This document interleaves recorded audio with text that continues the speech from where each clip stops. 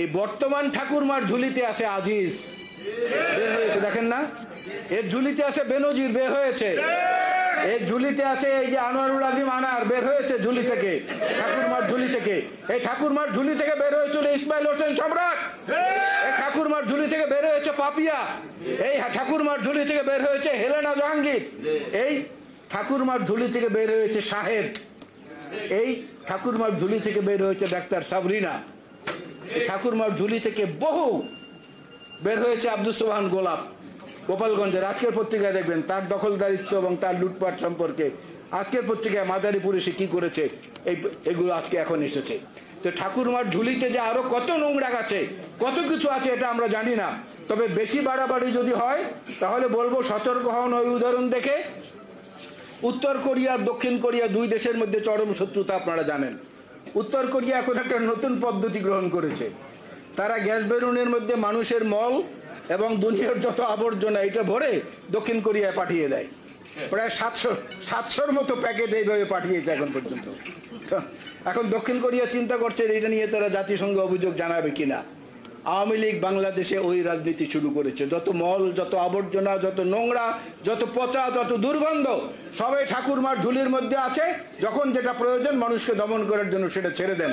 সুতরাং এদের বিরুদ্ধে লড়াই করতেই হবে, জিহাদ করতেই হবে, এবং সেই জিহাদের কাঙ্ক্ষিত লক্ষ্যে পৌঁছে গেলে সেখানে হয় শহীদ হতে হবে, না হয় গাজী হতে হবে, এর বাইরে কোনো বিকল্প নেই। যারা ভাষণ দিয়ে দেশ স্বাধীন করতে চেয়েছিলেন তারা ভাষণ ছেড়ে বাসন পেতে বসে গেছেন। ভাষণ এবং বাসন দুটো মিলিয়ে ফেলেছেন। ভাষণ পেতে পাকিস্তানি সরকারের সাহায্য নিয়েছেন পরিবারের জন্য, নিজে তাদের আতিথেয়তা গ্রহণ করেছেন রাওয়ালপিন্ডিতে গিয়ে। এটাকে কিন্তু একটা মজলুম খানায় পরিণত করেছে। আর এর মধ্যে প্রতিবাদের জন্য যে কণ্ঠগুলো ছিল সেগুলোকে খুব পরিকল্পিতভাবে আস্তে আস্তে আস্তে আস্তে তাদেরকে দমন করে তাদেরকে কণ্ঠরোধ করা হয়েছে।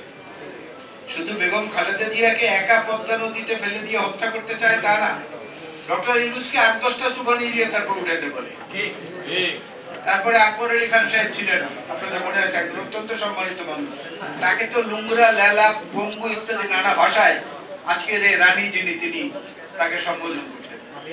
বিশ্ব সাহিত্য কেন্দ্রের অধ্যাপক আব্দুল্লাহ আবু সাঈদ, তাকে নিয়ে জাতীয় সংসদে যা খুশি তাই গালিগালাজ করা হয়েছে। এমন কোন সম্মানিত মানুষ নেই যাকে অপমানিত করে উনি আনন্দ না পান। ওবায়দুল ইসলাম সাহেব চলে গেছেন, ঢাকা বিশ্ববিদ্যালয়ের অধ্যাপক, একটু আগে বক্তব্য দিয়ে গেছেন। ঢাকা ইউনিভার্সিটিতে কালকে সোশ্যাল সায়েন্সের পরীক্ষা হচ্ছিল, সমাজ বিজ্ঞানে। সে পরীক্ষার খাতায় প্রশ্ন এসেছে যে বেনজির এবং আওয়ামী লীগের যে নিহত এমপি আজিম, আনোয়ারুল আজিম আনার, তাদের সম্পর্কে তাদের বক্তব্য এবং তাদের সম্পর্কে পত্রিকার মন্তব্য কোট করে সেটার উপরে ব্যাখ্যা দিতে বলেছে। কোথায় নিয়ে গেছে দেশটাকে একবার চিন্তা করে, কোথায় নিয়ে গেছে। আর যার সম্পর্কে আজকে আমরা আলোচনা করছি তিনি এই দেশকে কোথায় নিয়ে চলে গেছিলেন। ইরাক ইরান দুটি মুসলিম রাষ্ট্রের মধ্যে যখন যুদ্ধ, তুমুল রক্তক্ষয়ী যুদ্ধ, সেই যুদ্ধের মীমাংসা করার জন্য যে আল কুদস কমিটি গঠন হয়েছিল সেখানে শহীদ জিয়াউর রহমানকে নেতা নির্বাচিত করা হয়েছিল। সেই বাংলাদেশ আর আজকের বাংলাদেশ একটু একটু তুলনা করে দেখলেই বোঝা যাবে। আমাদের ধর্মীয় ব্যাখ্যায়, বিশ্লেষণে বিভিন্ন সময় আমরা বলি সংকটকালে যে কোনো গোত্র, যে কোনো সম্প্রদায়, যে কোনো জাতি সংকটকালেই কিন্তু আল্লাহ রাব্বুল আলামিন নবী এবং রাসূল সাল্লাল্লাহু আলাইহি ওয়াসাল্লামকে পাঠিয়েছেন। দেখেন, সব সময় কোন বিপদগামী গোত্রকে পথে আনার জন্য তিনি তাদেরকে মুক্তির দিশারি হিসেবে প্রেরণ করেছেন। একদম আপনি সেই হযরত দাউদ আলাইহিস সালাম থেকে সুলাইমান আলাইহিস সালাম থেকে মুসা আলাইহিস সালাম, তারপরে অন্যান্য যারা নূহ আলাইহিস সালাম, ঈসা আলাইহিস সালাম, ইব্রাহিম আলাইহিস সালাম এবং সর্বশেষ এবং সর্বশ্রেষ্ঠ নবী হযরত মুহাম্মদ মুস্তাফা সাল্লাল্লাহু আলাইহি ওয়াসাল্লাম, একই জিনিস। ওনারা নেই কিন্তু ওনাদের আওলাদরা তো আছেন, ওনাদের বার্তাবাহকরা তো আছেন। জাতির সংকটে কারা এসে কখন উপস্থিত হয়, তাদের মর্যাদা কোথায় হবে এটা আপনারা নির্ধারণ করবেন। কিন্তু আমার কাছে মনে হয় ৭১ সালে জাতীয় জীবনে আমাদের যখন সবচেয়ে বড় একটি সংকট, সেই সময় কিন্তু আল্লাহর বিশেষ দূত হিসাবে জিয়াউর রহমান বীরুত্তম এসে হাজির হয়েছে। তার ঘোষণা যদি ওইভাবে সেদিন না আসতো, যারা ভাষণ দিয়ে দেশ স্বাধীন করতে চেয়েছিলেন তারা ভাষণ ছেড়ে বাসন পেতে বসে গেছেন। ভাষণ এবং বাসন দুটো মিলিয়ে ফেলেছেন। বাসন পেতে পাকিস্তানি সরকারের সাহায্য নিয়েছেন পরিবারের জন্য, নিজে তাদের আতিথেয়তা গ্রহণ করেছেন রাওয়ালপিন্ডিতে গিয়ে। ভাষণে দেশ স্বাধীন হয় নাই, রক্তক্ষয়ী যুদ্ধের মাধ্যমে দেশ স্বাধীন হয়েছে এবং সেই যুদ্ধের বীরত্বের কারণে জিয়াউর রহমান বীরুত্তম উপাধি পেয়েছেন। অন্য কোন নেতার পারিবারিক ভাবে এই পরিচয় নেই।